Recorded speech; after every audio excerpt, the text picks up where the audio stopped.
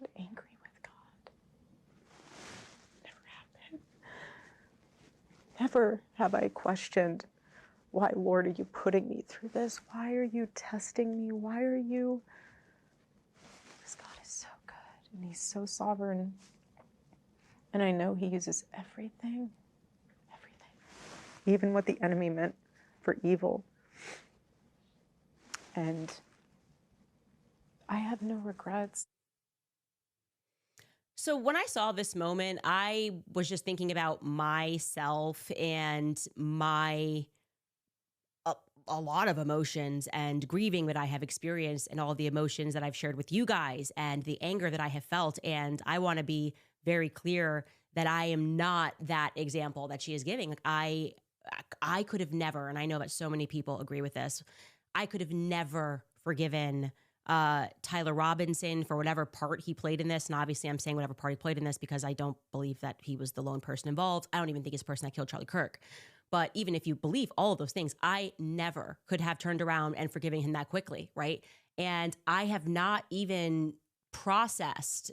I definitely, when I prayed about this, asked a ton of questions to God. And yeah, she is absolutely right in what she is saying. And she is delivering to us what the biblical teaching is on these matters. But I could not feel that way. And so I was questioning myself, listening to this, like, what is wrong with me? Like, actually, what is wrong with me? Why am I not able to get to forgiveness? Why am I not able to, or why am I rather questioning and asking why, and why doing this to somebody so young? I mean, even my dad, by the way, was so impacted. He met Charlie a couple of times, but he was so impacted by Charlie's assassination that it made him go, I want to be, I remember my dad said this, like, I want to be a better grandfather and a better father, because I look at myself and I'm older and I haven't lived a life anywhere near as admirable as Charlie has lived his life. This is, my dad literally said this to me on the phone. And it makes me feel like, why him? Why did this happen to Charlie Kirk? And I just, yeah, I don't know. That's kind of what I was thinking. I was going, wow, what is wrong with me that I have felt all of those things, that has had the wisdom to just not go through that. You know what I mean? Or not, I guess I shouldn't say not go through that, but not fixate on that. I couldn't today, after everything that's happened, be like, I forgive Tyler Robbins. I can't do it. I just can't do it. And I think maybe if I'm assessing myself and being hypercritical of myself right now, it's because I cannot forgive until I know what happened. I don't know what I'm forgiving, actually, until I know what happened. And no, it's just because Candace is not as deep in her walk with God. And I'm not even trying to be mean right now. I'm not even pointing fingers, because genuinely I struggle with anger at God. I just shared about it in, my subscriber only posts yesterday. And I think most of us in Erica Kirk's place or in anything like it struggle with anger at God. Most of us will never experience, thank God, what Erica Kirk experienced, but we struggle with anger at God over different things. And that is because a lot of us are not walking as closely or as deeply with God. It has nothing to do with Erica Kirk as a person, as a personality, as an individual. It has nothing to do with Candace Owens and the way that she is built or the way that I am built.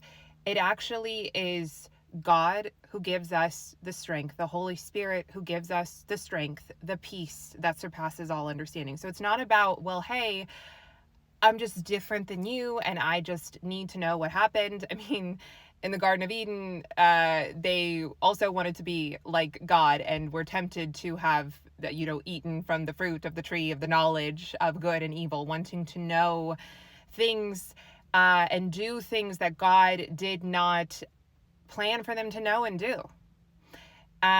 So it's not about, well, I just need to know everything. We're not going to know everything in this life. It's impossible. It doesn't mean that we don't search for truth or speak truth, but the greatest truth is found in the Bible. And we have to always make sure that that is our basis for how we are engaging with truth here or searching for truth here. We shouldn't be straying from the greatest truth of all, the gospel. But regardless, it's a little bit of a cop-out to be like, well, I am just this way, and I just need to know the truth before I forgive, because then I don't know what I'm forgiving. God gives us all strength. God works miracles through us. God is the one who works through us. The Holy Spirit is what works through us. It's not me being strong. It's not Erica being strong. It's not Candace being strong. It is the Holy Spirit transforming us into a new creation, giving us a peace that passes all understanding. So, you know, when she says just being hypercritical of myself, I would just need to know what I'm forgiving. It kind of reads like if when you're in an interview and they ask you what your greatest weakness is, and it's like, well, my greatest weakness is I work too hard. That's not really being hypercritical of yourself. It's like a humble brag that I can't just forgive willy-nilly, and actually through God, with God, you can.